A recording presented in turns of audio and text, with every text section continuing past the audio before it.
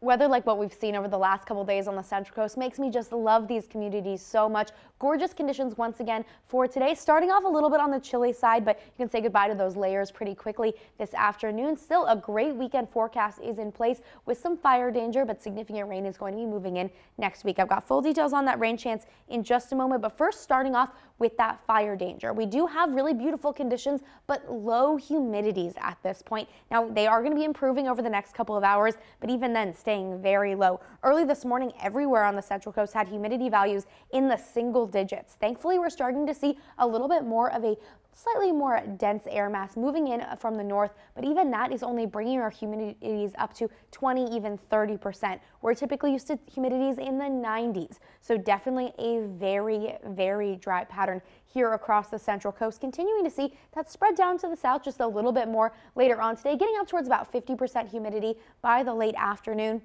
Even that is going to just stay very, very dry, and that's important for us here on the Central Coast because that dry air combined with warm afternoon temperatures and some winds do mean that we have the chance for some elevated fire risk. Now, those winds especially are going to help make it a little bit more of a tricky forecast, especially when we're talking about fire danger. Thankfully, the worst of those winds aren't just yet, but we will be seeing those winds starting to peak, especially in the San Luis Obispo area, just under about 30 miles an hour. So not advisory criteria, but still a little bit on the gusty side for the next couple of days. Just be really cautious if you're going to be doing anything that could ignite the large amount of very dry ground cover we have here on the Central Coast. And that does include driving vehicles on grasses on the side of the road. The underside of those cars can be very hot and ignite that brush. So we're continuing to keep a very close eye on that fire danger. But as long as you're careful, you should head outside and enjoy it. Just look at these temperatures. 72 degrees in Paso Robles, 72 in Santa Maria as well.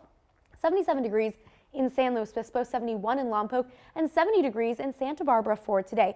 Gorgeous conditions up to the north as well. 61 degrees in Cayucas, 72 in San Miguel, and 72 degrees in Avila Beach for today. In the Five Cities region, no major concerns. Temps in the 60s, 68 in Guadalupe, 68 in Shandon as well, and 71 degrees in Nipomo for today. Along our south coast, slightly warmer conditions and a few added areas of wind gust concern, especially along the Gaviota coastline. 77 in Solvang, 72 in Los Alamos, and 67 degrees in Goleta for today. Now we've got a big change headed our way in the forecast. Let's talk about that now. So fast forwarding all the way through this weekend, it's going to be a beautiful weekend here on the Central Coast to Tuesday of next week when this large system is headed our way.